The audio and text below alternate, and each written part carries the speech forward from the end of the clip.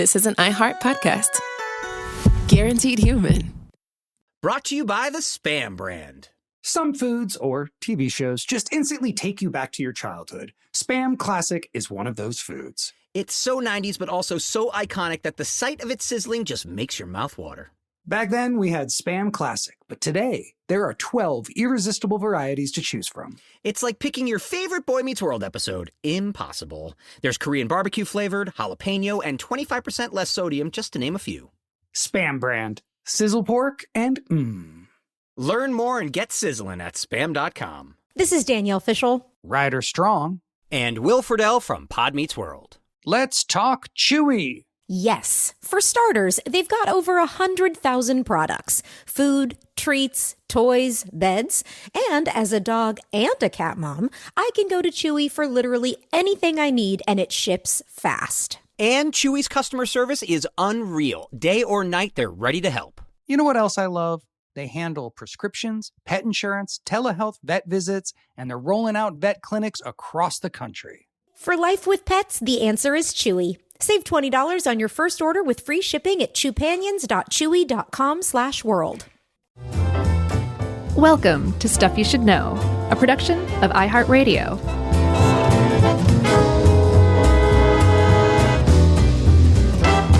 Hey, and welcome to the podcast. I'm Josh, and there's Chuck, and this is Stuff You Should Know. Just us today. Jerry's on vacation, and that's cool. Yeah, I think Jerry's in Disney World. Yeah. Kind of went right after me. She's in the D. I said, hey, Jerry, in the south bathroom of Frontierland, above the toilet, I've taped a gun. Go shoot Mo Green. Oh, my gosh. Go shoot Mo Green in the restaurant booth. Wow. No, Mo Green got it in the on the massage table. Oh, that's right. The police commissioner or the police chief, he took it in the neck. I can't believe I messed that up. He was tangential to the hit with the bathroom. I don't remember who he was trying to hit. That's Tessio? Right. I goofed that up. Hey, shout out to... Wait, no, I'm not done sorting this out. Okay, go ahead. Name all the hits in The Godfather.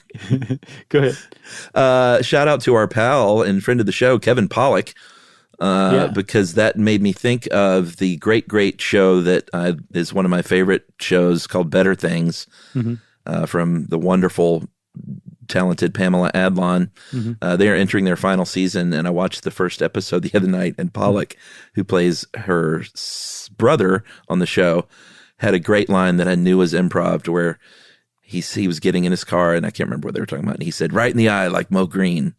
And I texted him immediately, and I was like, right in the eye like Mo Green. I was like, that was yours. And he went, oh yeah. He said that was improv. Nice.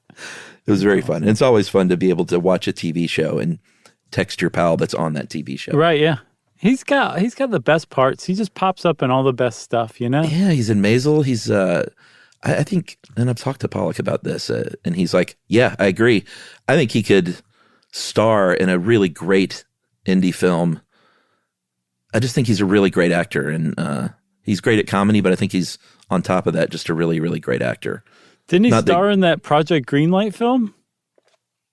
I don't know, did he? Which one? I'm pretty sure. I think the first season. Oh, boy, I don't remember those movies. I know that Shia LaBeouf, that was where he got his start. Is that right? Was he in one of those, the Battle of Shaker Heights or something? I think that might have been the one that Pollak was in. Was he in that? I didn't remember that movie. But I mean, a really good movie. And I'm not sure the Project Greenlight movies were that great. It was a cool show, though. I dug it. Yeah. I'm surprised they hadn't brought that back in the iPhone filmmaking age. Yeah, it's a little surprising. Who would bring it back, though, now? Oh, Ben and Matt could bring it back. I mean, that's who did it the first time, right? Sure, but I mean, are they still relevant? Aren't there two younger versions of them? The new Ben and Matt? Do it better?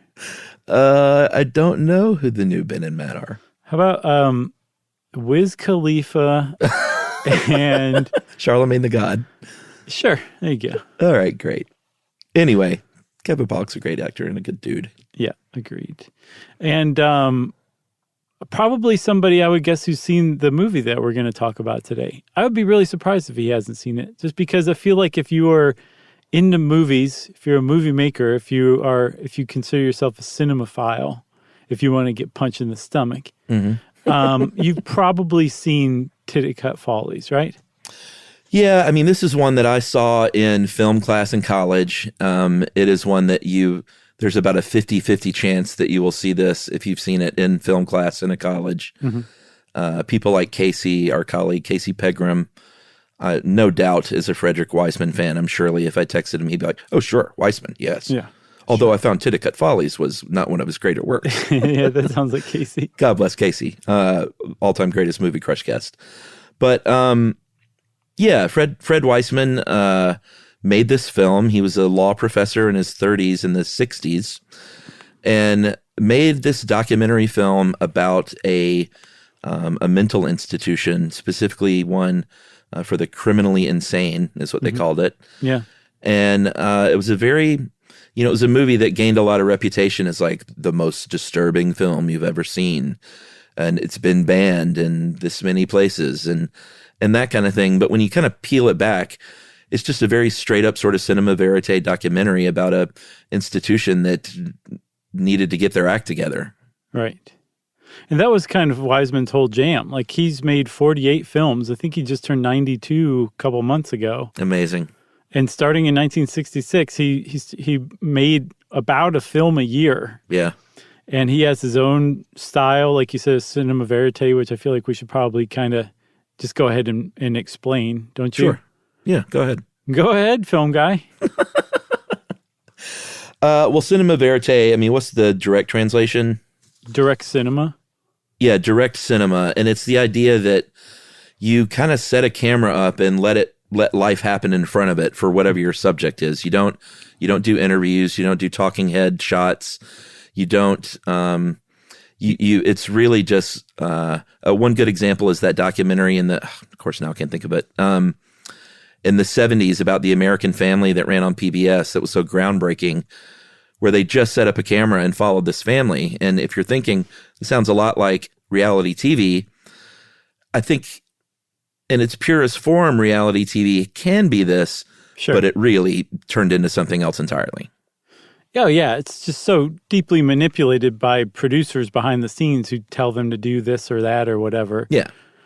Cinema verites would not want to do that. They just shoot and hope also that people act like themselves. That's another thing. And one thing Frederick Wiseman, the guy who made Titicut Follies, said, like, he believed that people basically acted like themselves when the camera was around because people are in general lousy actors. Yeah, we can attest to that. They're behaving like you would expect them to behave, so they're probably acting like they would without the cameras, especially in a cinema verite kind of setup, because it's intrusive. There's a camera there, but it's not nearly as intrusive as like a camera on like some rig that's flying around. Sure. And like there's lighting people and gaffers and a craft services table that's calling your name.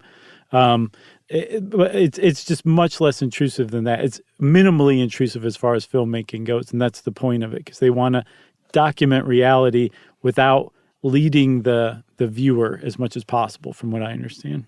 Yeah, that's exactly it. And I love cinema verite documentaries especially, and I also like sort of quasi cinema verite where there's a lot of, like, I don't mind interviews being put in there, as long as there's a lot of just sort of watching life happen. It's really amazingly engrossing. There were these two filmmakers that I think inspired Wiseman, Richard Leacock and Robert Drew, who in the 50s and early 1960s were kind of dabbling in cinema verite documentaries. And they made one in particular called Mooney versus Fowle, which is about a high school football championship. And Mooney and Fowle are the two coaches. And I watched the trailer for that today. I'm guessing it's his daughter that put this up on Vimeo, along with some other like interviews with her dad, Drew's daughter, that it's really engrossing just to watch. And especially because all you see, if you're a modern person in 2022 and you're like, what was life like in the 1950s? You don't get that from I Love Lucy and Dick Van Dyke. Like, those are great shows. But to be able to just sit in and take a peek at these high school football coaches and these people, the community in the stands and these players, like, it's just so engrossing to me. Not everyone's cup of tea, but I really like it. Yeah, no, totally. But Yeah, I feel like even if it isn't your cup of tea, you would, like you said, be engrossed by it. I don't think there's any way to just be like, no, I don't know. Some people would probably find it dull. I'm sure there are, but it is engrossing. I don't think there's any other way to universally describe it. Yeah, and Drew, I sent you that one little interview snippet. I don't know if you saw it, but he sort of was talking about being a new form of journalism. Yeah. Where he talked about, it's like they were like, well, what is this though? And he was like, well, it's like a play without a playwright, or a movie without actors, or journalism without opinions. And I was like, oh, well, that's interesting to say in the 1950s. Yeah, all the way back then. Yeah, but it's they saw it as Lealock, and I think Drew saw it more as a form of journalism, and I feel like that's what documentaries used to be, and that's changed a lot. Sometimes for the better. It can be all things, I guess, but it seems like documentaries used to be way more journalism and less big time entertainment. Yeah, what do you think about? How do you feel about recreations in documentaries? I think it can be cool if you have a good, like a new spin on it. Kind of like when The Kid Stays in the Picture came out, the documentary about the producer, what's his face? Robert Evans? Yeah, Robert Evans. The Godfather? Yeah, exactly. Full circle. They did those recreations through animation, and this really cool style of animation that like was really engaging and awesome. And like recrees can be really cool if you do it right, I think. Yeah. Or really bad if it's like some dumb cop show on TV. Oh yeah, like but those are kind of fun too. Yeah, you mean like the one Headline News shows 100 episodes a day, Forensic Files.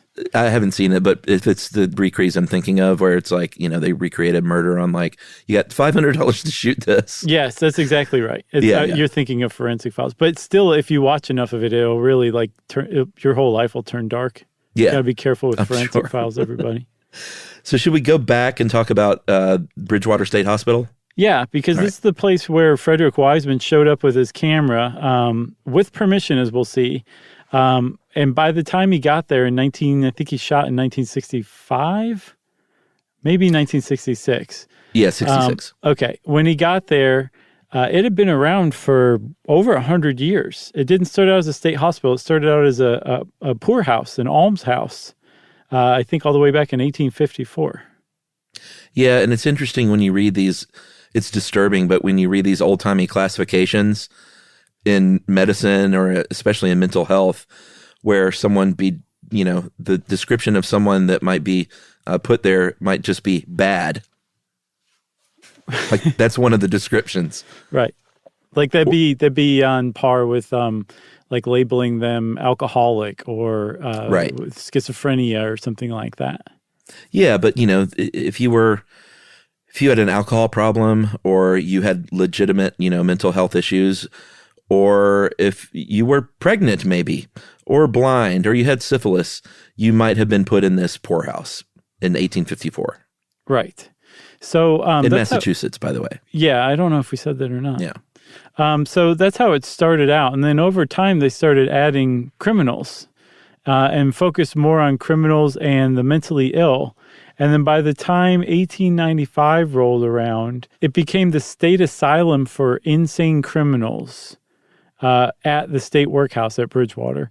And then eventually it became known as Bridgewater State Hospital, I think by 1909. And then very crucially here, it was handed over from the State Board of Charity, because remember, it started out as a poorhouse, over to the Massachusetts Bureau of Prison. So for all intents and purposes, at least bureaucratically speaking, it is a place where the criminally insane, how they were termed in the 20th century, are held.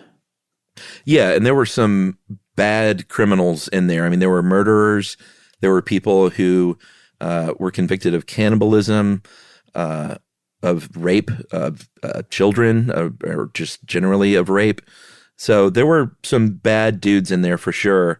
But then there were also, and this was sort of one of the saddest things about sort of that time in this country, those people were right alongside other people who either committed a very minor crime or maybe didn't commit a crime at all. And they were just quote unquote being held there temporarily, but that could stretch on into years. Yeah, there's still something today called civil commitment. And it's basically that you were being held not because of a crime or because of a minor crime, and you maybe have even served your sentence, but you're being held because you had been deemed mentally unfit to return to society, even though maybe you didn't even start out like in a mental hospital. Maybe you started out in jail, and then you're just a troublemaker. They considered you a troublemaker in jail, and you got sent to the hospital. At that point, your sentence was it just went away. It was, you were there until a doctor decided you should be let out.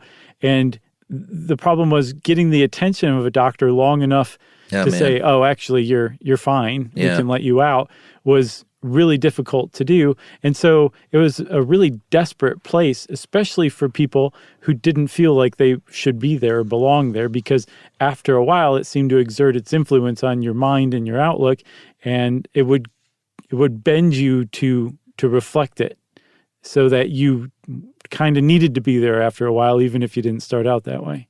Yeah. I mean, anyone who's ever seen One Flew Over the Cuckoo's Nest is kind of exactly that happens in the plot. Like, people got worse at these places. Right. And you mentioned the actual medical attention. President of the Massachusetts Bar Association at the time, Paul Tamburello, and big thanks to Livia for digging this up and putting this together for us. But he told the Harvard Crimson back then that of the 650 men held at the hospital at the time, actual medical staff were able to see less than half of them one time a year for about 20 minutes. Right. So other than that, you're like, well, then who was it if it wasn't medical staff? It was like prison guards, basically. Yes. And even then, when you did get that 20 minutes, you were confronted by a person or group of people who were going on the premise that everything you said came out of your mouth was loony, right, and not based in reality or fact. No matter how well you put your case or stated your case or complained, like any show of emotion would just prove to them that you were meant to be in there for another year until they could hopefully see you again and reevaluate you. Yeah, there was this one example Olivia found of, it's hard to believe. Matteo Calicochi was arrested in 1927 at my daughter's age, almost 7 years old, for stealing $7 from a grocery store, which is a pretty good take. 1927, by the way. Sure. And he was found incompetent to stand trial, and then sent all around over the years to different institutions. After he tried to escape in 1935, was eventually landed at Bridgewater. And this is another one of those archaic terms, was charged with bad habits and resisting authority. And this 7-year-old eventually ended up here later in life, but stayed there for 28 years. Man. And released in 1963. So that's just one example of how, like, sort of a small petty crime, but if you maybe have an attitude or you're a troublemaker as a kid and you bounce around from place to place, you just might wind up here with no one advocating for you. This all made me think of like what families were doing. But I guess at the time, some families were kind of like maybe convinced themselves they were better off there, or they didn't want to deal with the trouble, or there were no family. I don't know. Yeah. Or their family was poor and had no influence over anybody, so they couldn't do anything about it. Very sad. Should we take a break? I say we take a break, and we'll come back with Wiseman and his tenure while he was at Bridgewater.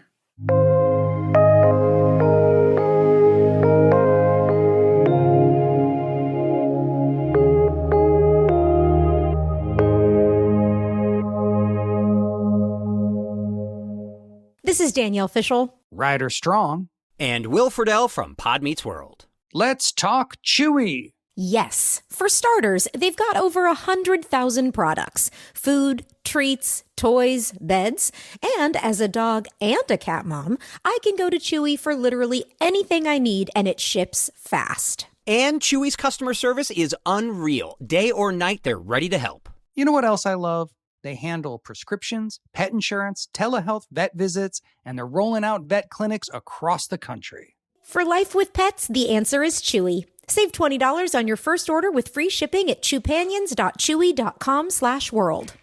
Joy is essential, and it's also elusive. You can't order it, you can't borrow it, or simply hope it into life. But now, there's a new and exciting way to start your journey toward a more joyful existence. Joy 101. It's a new podcast hosted by me, Hoda Kotb. Together, guys, we'll have meaningful conversations with the world's most fascinating people. Entertainment legends, sports icons, wellness experts, and everyday people will share how they find, allow, and experience joy. And I'll offer some of my own tips and takes on seeking a more balanced and harmonious life. If you're craving inspiration, support, and useful tools to maximize your joy, tune into these candid, uplifting, and moving on-air chats. Joy after a breakup, joy as an empty nester, joy after a loss, joy as a caretaker. This new podcast will speak to you. Listen to Joy 101 on the iHeartRadio app, Apple Podcasts, or wherever you get your podcasts.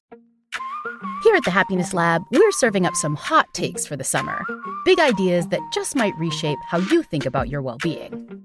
Like, we've been thinking about the loneliness epidemic all wrong. You can be lonely in a marriage. You can be lonely at a party. I don't think loneliness is actually about solitude. Loneliness is about something much bigger. Or that we should get rid of small talk altogether. We talk about current events. We talk about what you do for a living, but not, do you love what you do for a living? Is this your dream job? Or that the mental health crisis isn't what we think it is, and that kids today are doing better than we assume. It was really disorienting for us as researchers to be so wrong about our hypothesis. We are so scared that we are going to underreact to a severe challenge that we tend to overreact. For more surprising ideas backed by psychological science, check out our new series, Happiness Hot Takes. Listen to the Happiness Lab with me, Dr. Laurie Santos, on the iHeartRadio app, Apple Podcasts, or wherever you get your podcasts.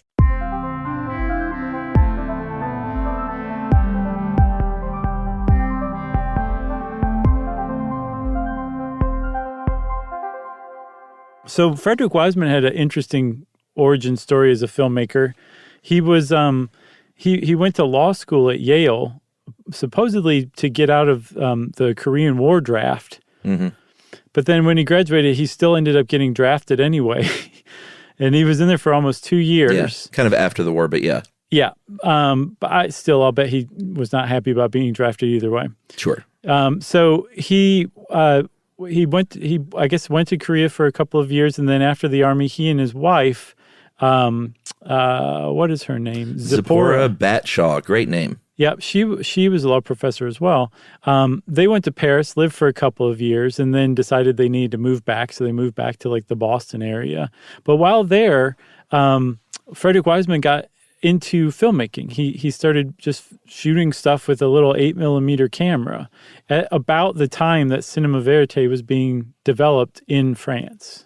That's right. So like you said, he came back from France, started teaching law at BU, and sort of had that filmmaking bug still. So he bought the rights to a novel called The Cool World, about poverty in Harlem, and he hired a woman named Shirley Clark, to direct it. And it was a very small, I don't think it was much of a big film at all, but it was a very small sort of indie film at the time, which is to say it was probably not seen much. But Wiseman was like, hey, like if Shirley Clark can do this thing, I can do this thing. Mm-hmm. And I don't like law school. I don't like teaching law. And one of the things he did, because he didn't love teaching law, was take his class on a lot of field trips, I guess, just to mix things up. And they used to go to Bridgewater. And after a few visits, he was like, wait a minute, I think everything kind of came together. His love of filmmaking, his cinema verite kind of becoming popular and his interest in that, and then his disinterest in law and interest in Bridgewater. So he had this idea to make this film there. Yeah. So as we'll see later, this is kind of crucial. He got permission to show up. He's said many times in later interviews, Bridgewater's not the kind of place you just kind of parachute in at night, do all your filming, right, and then creep away at dawn with all of your footage. Like he had to get extensive permission from. It sounds like he's done that before, though, which is kind of cool. Yeah, we've done that before too in grocery stores. Remember? Oh, that's right. So he got permission from the lieutenant governor. He got permission from the Department of Corrections head. He got permission of the superintendent of Bridgewater. They all knew he was there, and they would have figured out eventually anyway, because he spent 29 days filming in Bridgewater. And he would just do his cinema verite style, where he would just walk around and just film stuff film whatever he could, just film. And I saw something where he said that for his documentaries, he films anything from like 75 hours at a minimum, Chuck, up to 250 hours. And then he goes through it all and edits all the stuff he likes. And then after like month 8 of editing, he'll start piecing it together into like a story arc. Wow, which boiled down in this case to 83 minutes of a movie. Yeah. And the name Titicut Follies comes from, I think Titicut was a Native American name. I would guess somewhere in the region. I didn't really pinpoint I think that. For the Bridgewater area, that's what they called it. Okay. Yeah. And the Follies were the film opens up with a musical performance by the, I guess they were inmates, with the song "Strike Up the Band," where they're all dressed the same, and you can see quite a few clips on YouTube. But as Olivia points out, like Weissman has always been really guarded with how his films are exhibited, and so I don't think you can just like go YouTube this thing up and watch the whole thing. Still, even I did last night. Oh, on YouTube? Yeah. Oh, okay. Not on YouTube. No, it was on Vimeo. Oh, interesting. All right. I wonder if that's like some sort of pirated upload. It was a VHS copy put online. Yeah. So I'm thinking, it was pirated. Did you watch it all? Yeah, I did. I'd never seen it before. I was familiar with it. The title, I had not a lot of idea of what it was about, but it was. What'd you think? Certainly striking. It was really something. Like it had ups and downs and highs and lows, and I think it was everything Weissman wanted me to feel about it. It was pretty great.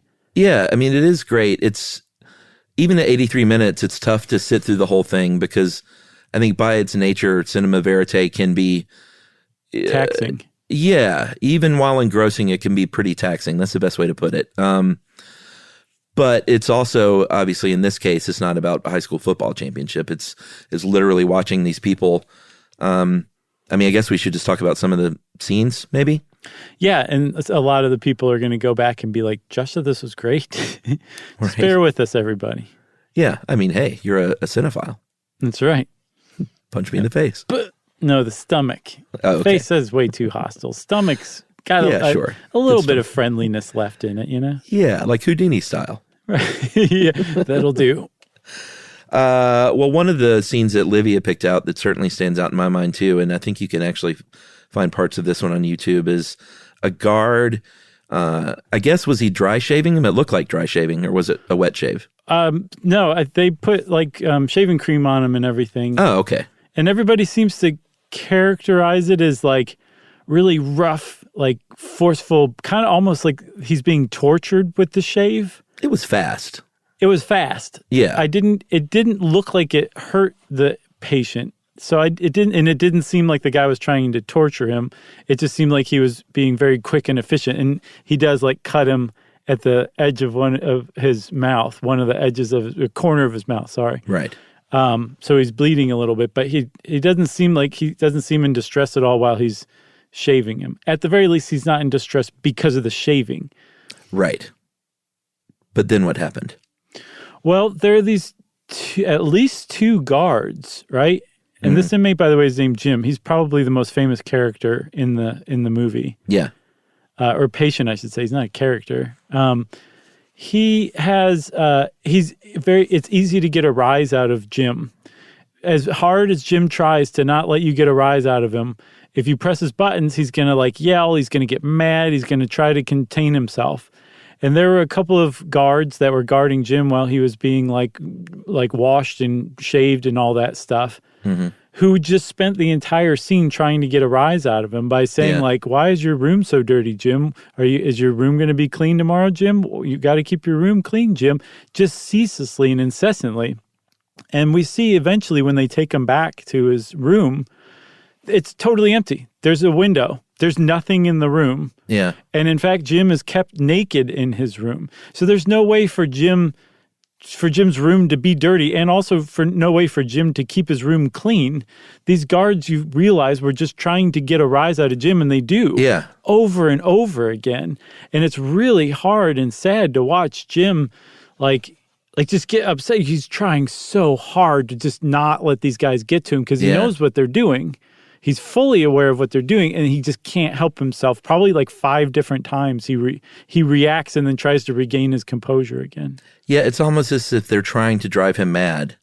Yeah, and they're also doing, I saw somebody describe it as they're goading him with the kind of like bored desensitization or desensitivity of somebody who does this like every day and know exactly what he's going to do, and there's no fun in it anymore, but they just kind of do it to amuse themselves as much as they can from it, which is even worse, because they're just torturing this poor guy mentally. Yeah, and we should point out too that Weissman showed scenes like this, but it wasn't like a 100% indictment on the people who work there, because he did also show some parts where there was some care taken. I mean, what was your, I haven't seen the whole thing since college. So what was your net on that? So I think the thing that I got from it was that Weissman treats everybody as human and equal, in that he's not expressing like empathy necessarily. He's not trying to even get you to empathize or sympathize. He's not trying to get you to form an opinion. He's just showing you what he found. Right. And if he is trying to get you to form an opinion, it's so obtuse that it's tough to put your finger on in retrospect. Maybe you respond exactly the way he wanted you to, but he's not, very rarely does he like hammer you with it. So I feel like he just treats everybody the same. Like there's a patient who talks about all of the children he's raped. And he knows that it's bad. He knows that it's like that like what he's doing is wrong, and he can't help himself. But there's like Weissman makes no effort to make this man seem despicable or evil or anything like that. He might as well be talking about like a car he's thinking about buying. For how Weissman portrays it. And so like if he's treating that guy equal, he's definitely treating like the guards and the clinical staff and everybody equally. But I think more than that, he just turns the camera on and lets them behave as they're going to behave. He lets them present themselves to you rather than him trying to manipulate it so that you see what Weissman wants you to see. Yeah, I mean, that's the purest form of cinema verite, which, it's interesting how conditioned we are to even hearing an ominous musical score during a scene where a guy might talk about crimes like that. And when all that's stripped away, like it can be like more unsettling, I think, than hearing that creepy score. Totally. It reminds me, and this is certainly not the same thing, but we went to a Cleveland Indians baseball game one time when Emily's family still lived in Ohio, and it was this throwback game where they didn't do any modern things at all. And you don't really think about that. You're like, oh, it's a baseball game. What do they do? Like all they had was the organ player and the announcer going, now up to bat, number 5, so-and-so, so-and-so. Awesome, man. Done. They didn't play a song when they came up that the batter picked out.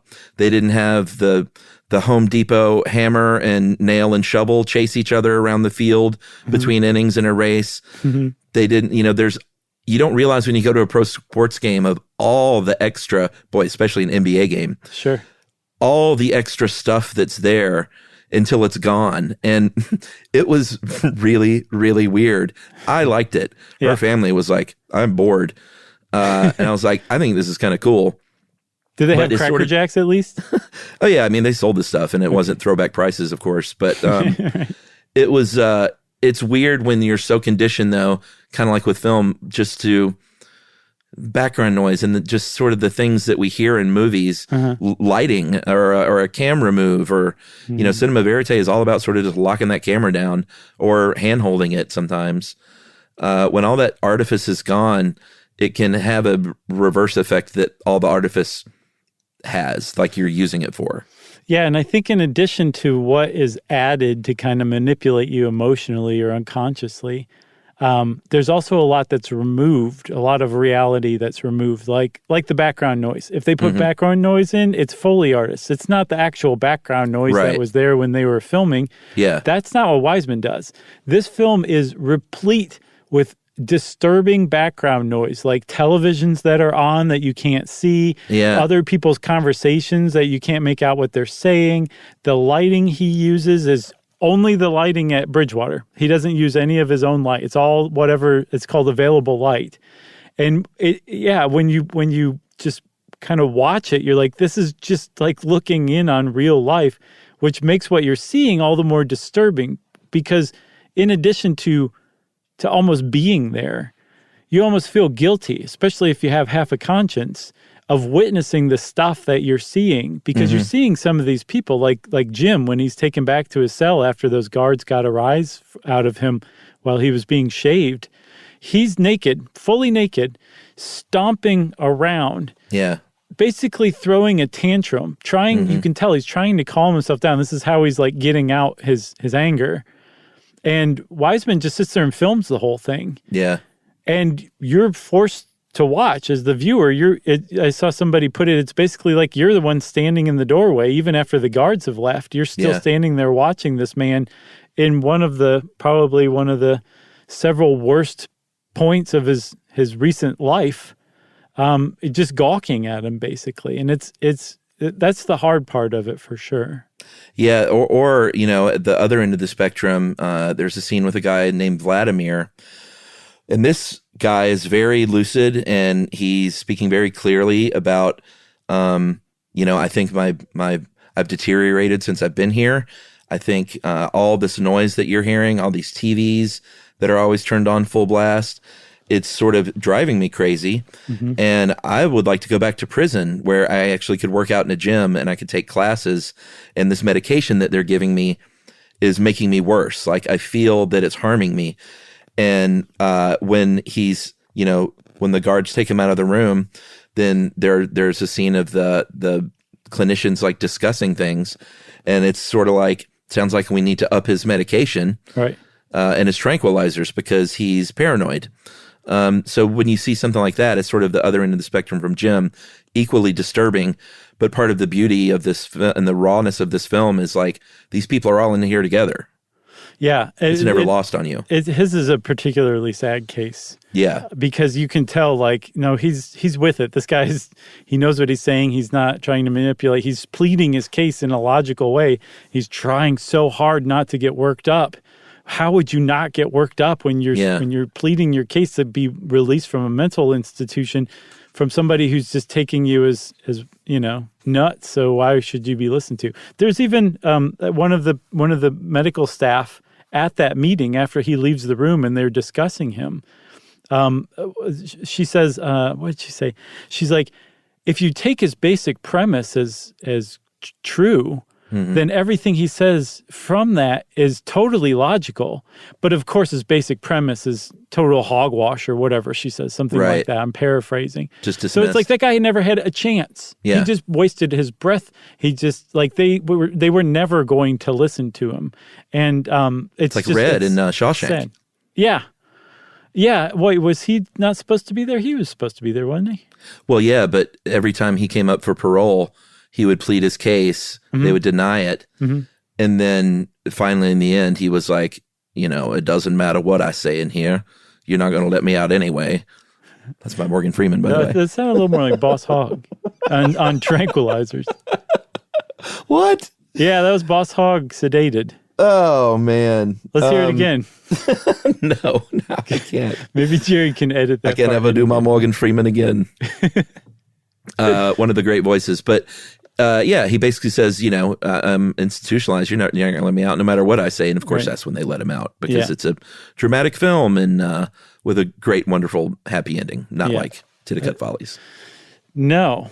One other thing that I think we should point out, too, for people who haven't seen the movie, like, we know Vladimir's name and Jim's name just because it comes up, like, in discussion. Yeah. Like, they're calling him Jim, or somebody addresses Vladimir as Vladimir.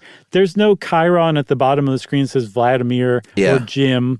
There's no one explaining how Jim got here or what Vladimir did. There's nothing. Nothing is explained. It's just, here's a scene, here's another scene, here's another scene, here's another scene. Nothing necessarily leads into anything else. there's one part that Wiseman says he regrets because it was so, he calls it ham-fisted. Yeah. Where it's really hard to watch. It is. The main doctor, the main clinician, who's a recurring character, whose name we have no idea who it is, at least if you just watch the movie. He force feeds a patient who stopped eating, and with a nasogastric tube stuffed down his nose all the way into his stomach. And this guy is just stoically taking this. Mm-hmm. Like, he's decided he is not going to eat. They even give him a choice. They're like, you can drink the soup, or we're going to force feed you. And he's like, you're going to have to force feed me. I don't even think he says anything. Yeah. So there's a force feeding scene. You watch an emaciated man who's starving himself, force fed. And he intercut that part with scenes from the man's preparation for burial. Right. To kind of show, like, he didn't make it. He was successful in ending his own life through starvation. And then also, I think what Wiseman was trying to get across was that he was, he's really being cared for. He's given like a decent burial, and like, I think he has 8 pallbearers from the institution, and he's like treated very well compared especially to this force feeding through a tube down his nose. And Wiseman thought that was a little ham-fisted. That is the most cinematic part of the entire movie. Nothing else is anywhere remotely like that. It's all just scene, and like no explanation of who these people are or what they are trying to say. All right, should we take a break? Yeah. All right, we'll take our second break and be back right after this.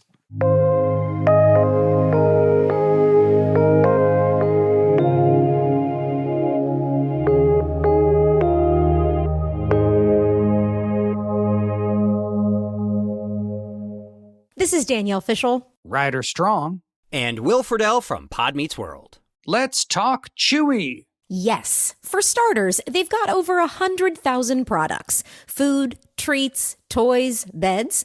And as a dog and a cat mom, I can go to Chewy for literally anything I need, and it ships fast. And Chewy's customer service is unreal. Day or night, they're ready to help. You know what else I love? They handle prescriptions, pet insurance, telehealth, vet visits, and they're rolling out vet clinics across the country. For life with pets, the answer is Chewy. Save $20 on your first order with free shipping at chewpanions.chewy.com/world. Joy is essential, and it's also elusive. You can't order it, you can't borrow it, or simply hope it into life. But now, there's a new and exciting way to start your journey toward a more joyful existence. Joy 101. It's a new podcast hosted by me, Hoda Kotb. Together, guys, we'll have meaningful conversations with the world's most fascinating people. Entertainment legends, sports icons, wellness experts, and everyday people will share how they find, allow, and experience joy. And I'll offer some of my own tips and takes on seeking a more balanced and harmonious life. If you're craving inspiration, support, and useful tools to maximize your joy, tune into these candid, uplifting, and moving on-air chats. Joy after a breakup, joy as an empty nester, joy after a loss, joy as a caretaker. This new podcast will speak to you. Listen to Joy 101 on the iHeartRadio app, Apple Podcasts, or wherever you get your podcasts. Here at the Happiness Lab, we're serving up some hot takes for the summer. Big ideas that just might reshape how you think about your well-being. Like, we've been thinking about the loneliness epidemic all wrong. You can be lonely in a marriage. You can be lonely at a party. I don't think loneliness is actually about solitude. Loneliness is about something much bigger. Or that we should get rid of small talk altogether. We talk about current events. We talk about what you do for a living, but not, do you love what you do for a living? Is this your dream job? Or that the mental health crisis isn't what we think it is, and that kids today are doing better than we assume. It was really disorienting for us as researchers to be so wrong about our hypothesis. We are so scared that we are going to underreact to a severe challenge that we tend to overreact. For more surprising ideas backed by psychological science, check out our new series, Happiness Hot Takes. Listen to the Happiness Lab with me, Dr. Laurie Santos, on the iHeartRadio app, Apple Podcasts, or wherever you get your podcasts.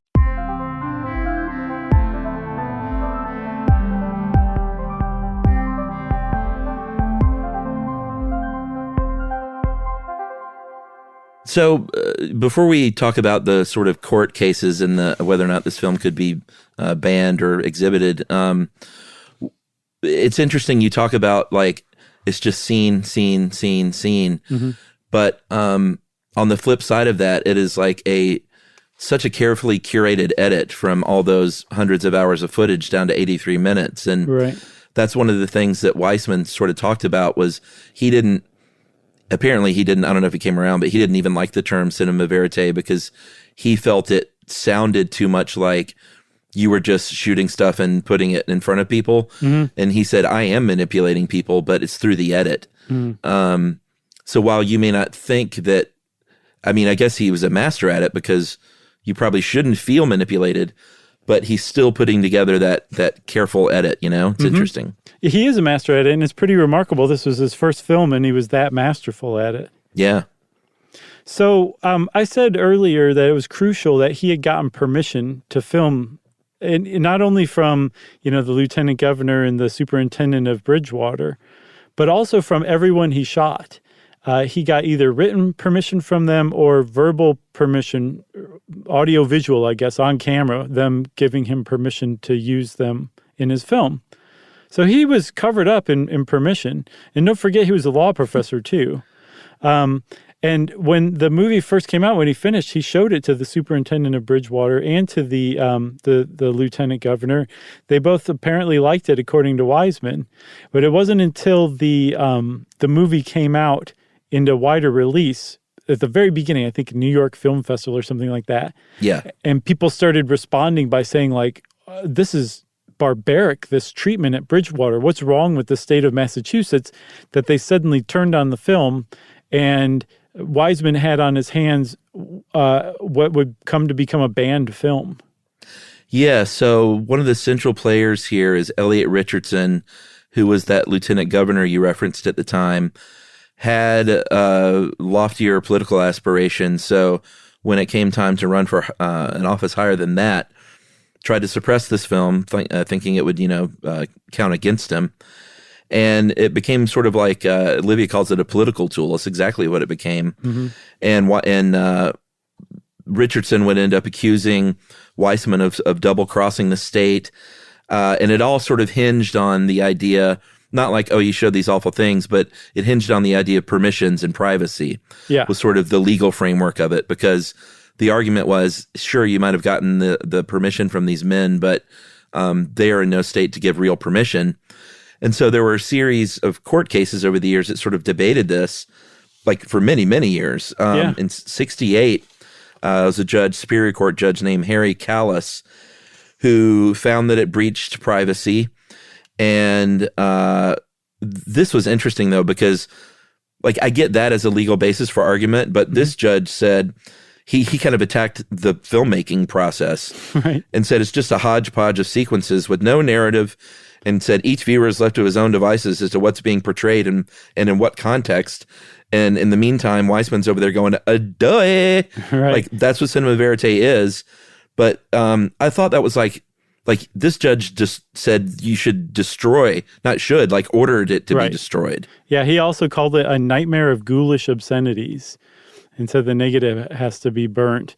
And very of course, judgy judge. Yeah, and of course Weissman was like, well, I'm not burning my negative. I'm going to fight this and appeal it. Oh, sure. That case, by the way, was the first one in Massachusetts history where a court affirmed that a right to privacy exists. Yeah. Like it had never been affirmed in a court case, and it was established in that case.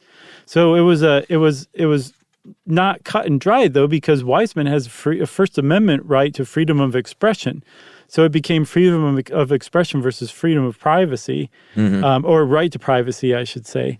And I think the ACLU got involved, and they submitted an amicus brief that basically said, we think that this film has value, but to a very limited number of people, specifically lawyers, judges, law students, medical students, psychiatrists. People in those fields should be able to see this, and that is about it. And so that kind of became the ruling shortly after that initial, you need to burn the negatives. On appeal, that's what they came up with. Yeah, and so for a number of years after that, for those reasons, it was shown in like film class. It was shown in medical schools. It was shown at the library. Yeah, it was shown in libraries. That was a great place to see something like this. Or in different institutions would show this and say, this is what not to do. Like, you can't do stuff like this. Yeah. There was, I believe, and this was sort of through the 70s. And then in the 80s, some attorneys got involved that said there were some suicides at Bridgewater in the mid to late 80s. There were some class action lawsuits that followed by patients where the attorneys said they could draw a direct line basically between a patient dying by suicide and the fact that this film wasn't shown. Like, it should be allowed to be shown for these reasons. Yeah, like had it been shown, there would have been a public outcry for more reforms, and that wouldn't have led, those reforms might have prevented the suicides at Bridgewater. And so Wiseman said, like, he never gave up on the film being released to a wider audience, and he saw that was a good time to bring this up again, and it actually worked out. He got a judge to basically say, like, okay, this is yes, you should be able to show this, but we need to blur the faces of the men out. And Wiseman said, that's impossible. This is film. It's not video. And then also, said, work with me here, man. Right. He said also it'll artistically ruin my film. Yeah. Which, you remember when we did that one guerrilla filming in the supermarket, we ended up having to go back and blur every single thing in the supermarket out except for us. It kind of screwed it up a little bit. I could see where he's coming from, right? And so he appealed again, and finally they said, you know what? Not a single inmate at Bridgewater and none of their families has ever filed a formal objection to this film being shown. So how about this? Just show it. It's unbanned officially by the early 90s. Right. That was in 91 with Judge Andrew Gildmeyer of the Massachusetts Supreme Judicial Court. And then after that, it was still, because Wiseman is, like I said earlier, very picky about how his films are exhibited. And so it wasn't like it was just everywhere. I think PBS aired it in 93 in full. You could always buy the DVD from him from his website. Mm-hmm. Or if there was a film festival or a film class, like I said, when I saw it was in college film class from a VHS tape that the professor owned, probably bought it from Wiseman. And that's sort of how it lived its life. I mean, it's interesting that this still is a relevant topic and a relevant film, and is being talked about today, like in 2022. Mm-hmm. I think in 2017 he even tried to, or I think he successfully finally got it on a streaming service called Canopy with a K, which is also kind of through the library system, which is awesome. Yeah, you can watch it for free if you sign up for a Canopy account with your library card number. Yeah. You can go watch, I think, all of Wiseman's films, all 48, which is pretty great. But there seems to have been some direct effects of the film on Bridgewater, but still, from what it sounds like, there's still a long way to go with Bridgewater too. Yeah, I think they made a lot of strides, and then they found, even as recently as this year, that they were using what they call chemical restraints, basically just doping people up more than they said they were doing. So this is ongoing there. And then Wiseman, like you said, made 48 films, and they had names like Hospital or High School, and it's just sort of that very bare bones cinema verite look at a single topic that's sort of been his bread and butter. I think it's a really cool thing. Yeah, it is really cool. He's just fascinated with institutions, although he even says he has no idea how they work, and I think he's even said he's not quite sure he understands his films himself, which is pretty awesome to say. Yeah, and Zipporah Films is named after his wife, who passed away a couple of years ago at the age of 90, and he's, like you said, still going strong. Yeah. What's his latest one? City Hall? Yeah, about Boston City Hall. Yeah. It came out in 2020. Pretty cool. Well, if you want to know more about Titicut Follies, you should probably go watch it, but be warned, it is really rough, even though it is great in the term of a cinemaphile would use it. How about that? A cinephile. Yes. I always add an extra syllable. So that, of course, means it's time for listener mail. I'm going to call this follow-up on the effective altruism. One of our favorite things is when we talk about a topic and someone from that topic gets in touch and is a listener. Yeah, for real. And that's what happened in this case with Grace Adams. Hey guys, we are so excited that you covered effective altruism, and you did so wonderfully. and Grace is with Giving What We Can. Giving What We Can would love to give your listeners a free book on effective altruism. Very cool. If you include this link in the show notes, which we don't have, but we'll just say it here, people can opt to have a free book sent to them, including The Precipice by Toby Ord, anywhere in the world. We love sending out books and things. It's a great way for people to engage more with the ideas. Wishing you all the best from a big personal fan, Grace Adams. And, I should have made this into a bit.ly. Should I do that real quick? Yeah. All right. So you just talk to people while I do that. Oh, okay. Well, hey, everybody. Actually, we could edit this together, but Toby Ord wrote in and said the same thing too. But he also sent us well wishes and said we did a good job on the effective altruism episode, which I thought was pretty good because I like to think we were fairly fair-handed with it. We weren't too over the top subjective, don't you think? I think so. Although we did get one email from someone that's like kind of acted like we didn't point out any of the downsides, which I disagree with. I disagree with that too. But anyway, how's that bit.ly coming, Chuck? Okay, my friend, I am done. I have the bit.ly. If you go to bit.ly/SYSKGive, you can get your free book. Yes, pretty great. Free books on effective altruism and free books by Toby Ord on existential risks, which, I mean, come on. If you want to get in touch with us like Grace from GiveWell did, we would love to hear from you. You can send us an email. Whether you want to give away free books or not, it's okay. You don't have to. Send it off to stuffpodcast@iheartradio.com. Stuff You Should Know is a production of iHeartRadio. For more podcasts from iHeartRadio, visit the iHeartRadio app, Apple Podcasts, or wherever you listen to your favorite shows.